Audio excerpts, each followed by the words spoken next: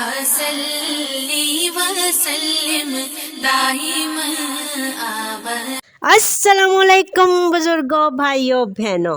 تہمت کی سزا۔ زرقانی شرح موطا امام مالک رحمۃ اللہ تعالیٰ میں ایک بڑا عجیب واقعہ لکھا ہے کہ مدینہ منورہ کے گرد و نواح میں ایک ڈیرے پر ایک عورت فوت ہو جاتی ہے تو دوسری اسے غسل دینے لگی۔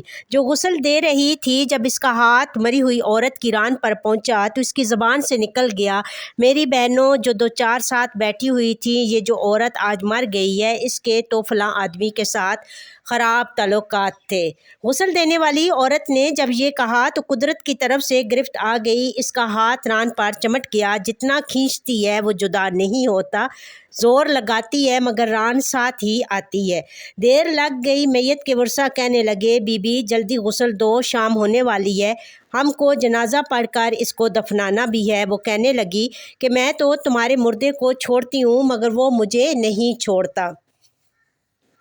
رات پڑ گئی مگر ہاتھ یوں ہی چمٹا رہا، دن آ گیا پھر ہاتھ چمٹا رہا۔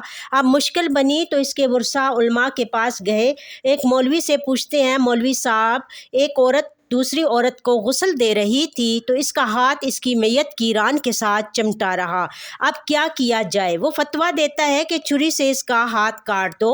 غسل دینے والی عورت کے وارث کہنے لگے، ہم تو اپنی عورت کو معذور کرانا نہیں چاہتے، ہم اس کا ہاتھ نہیں کاٹنے دیں گے۔ انہوں نے کہا فلاں مولوی کے پاس چلے، اس سے پوچھا تو کہنے لگا چھری لے کر مری ہوئی عورت کا گوشت کاٹ دیا جائے، مگر اس کے ورثاء نے کہا ہم اپنا مردہ خراب کرنا نہیں چاہتے۔ 3 دن اور 3 راتیں اسی طرح گزر گئے، گرمی بھی تھی، دھوپ بھی تھی، بدبو پڑنے لگی، گرد و نواح کے کئی دیہاتوں تک دیر تک خبر پہنچ گئی۔ انہوں نے سوچا کہ یہاں مسئلہ کوئی حل نہیں کر سکتا، چلو مدینہ منورہ میں۔ وہاں حضرت امام مالک رحمۃ اللہ علیہ اس وقت قاضی القضات کی حیثیت میں تھے۔ وہ حضرت امام مالک رحمۃ اللہ علیہ کی خدمت میں حاضر ہو کر کہنے لگے، حضرت ایک عورت مری پڑی تھی، دوسری اسے غسل دے رہی تھی، اس کا ہاتھ اس کی ران کے ساتھ چمٹ گیا، چھوٹتا ہی نہیں، 3 دن ہو گئے، کیا فتویٰ ہے؟ امام مالک رحمۃ اللہ تعالیٰ نے فرمایا، وہاں مجھے لے چلو۔ وہاں پہنچے اور چادر کی آڑ میں پردے کے اندر کھڑے ہو کر غسل دینے والی عورت سے پوچھا، بی بی جب تیرا ہاتھ چمٹا تھا تو نے زبان سے کوئی بات تو نہیں کہی تھی؟ وہ کہنے لگی، میں نے اتنا کہا تھا کہ یہ جو عورت مری ہے اس کے فلاں مرد کے ساتھ ناجائز تعلقات تھے۔ امام مالک رحمۃ اللہ تعالیٰ نے پوچھا، بی بی جو تو نے تہمت لگائی ہے کیا اس کے 4 چشمدید گواہ تیرے پاس ہیں؟ کہنے لگی نہیں۔ پھر فرمایا، کیا اس عورت نے خود تیرے سامنے اپنے بارے میں اقرار جرم کیا تھا؟ کہنے لگی نہیں۔ فرمایا، پھر تو نے کیوں تہمت لگائی؟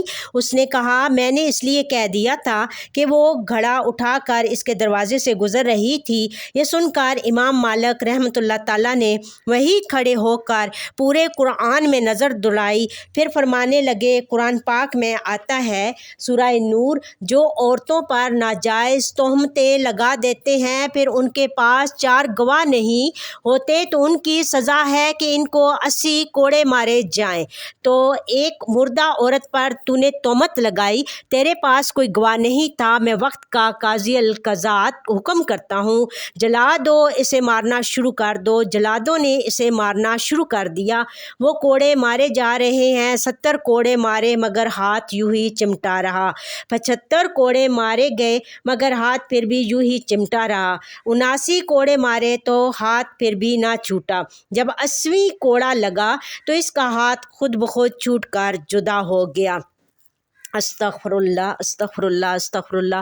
اللہ تعالیٰ کبھی بھی ہم مسلمانوں کو یہ کبھی بھی ایسی اللہ پاک توفیق نہ دے کہ ہم کسی پر تہمت لگائیں اور ناحق کسی کے اوپر کوئی جھوٹ بہتان لگائیں، اور ہمیں ہمیشہ بحیثیت انسان، بحیثیت مسلمان یہ دیکھنا چاہیے کہ اگر کسی کا ہم پردہ نہیں رکھ سکتے تو کسی کی برائی بھی جا کے گھر گھر میں نہ کریں، اور ہمیں بسیط عورتیں ہونے کے ناطے ہمیں یہ چیزیں ان چیزوں سے ہمیں دور جانا چاہیے، اور یہ بہت بری خصلت ہے انسان کے اندر، جو کہ وہ کسی کی بھی کوئی چھوٹی وہ کوئی خطا ہوگی بھی نہیں تو اس کو اپنی طرف سے اپنے دل میں ایک پوری کہانی گاڑ لینا اور جا کے دوسرے کے آگے اس کی برائی کر دینا، اور ایک انسان پہ یہی ہوتا ہے کہ ہم تہمت لگا دیتے ہیں۔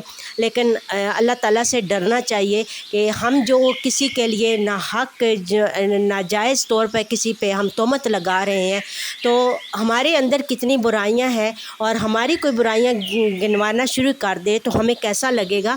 تو اللہ تعالیٰ ہمیں ایسی جھوٹ بہتان اور تہمتیں لگانے سے ہماری مدد فرمائے، ہمیں دور رکھے ان بری چیزوں سے، اور اللہ تعالیٰ ہم تمام مسلمان عورتیں یہ چیزیں زیادہ تر ایسے کام جو ہوتے ہیں، جو باتیں ہم گھروں میں عورتیں بیٹھی ہوتی ہیں تو ہم شروع ہو جاتی ہیں، تو اللہ تعالیٰ ہم سب بہنوں کو، بیٹیوں کو، ماؤں کو یہ توفیق دے کہ اللہ تعالیٰ ہم کسی کی بہن بیٹی کا کوئی ذکر ایسا نہ کرے کہ جو برائی میں جاتا ہو، یا کسی پر تہمت ہم لگا دیں اور وہ چیز ہو بھی نہ، کسی کے اندر کوئی ایسی برائی ہو بھی نہ، تو ہم جو ہے نا اللہ تعالیٰ ہمیں اس سے معاف کرے اور اللہ تعالیٰ ہمیں اس سے بچائے، اور اللہ تعالیٰ تمام بیماروں کو شفائے کاملہ عطا فرمائے۔ اللہ تعالیٰ تمام مسلمانوں کو جہاں جہاں بھی ہیں اللہ تعالیٰ ان سب کی آفتیں، مصیبتیں، بلائیں، آزمائشیں، پریشانیاں دور کرے، اللہ ان کی غیبی مدد فرمائے۔ اللہ تعالیٰ ہم سب کو اپنے بڑوں کی خدمت اور ادب کرنے کی توفیق عطا فرمائے۔ اللہ تعالیٰ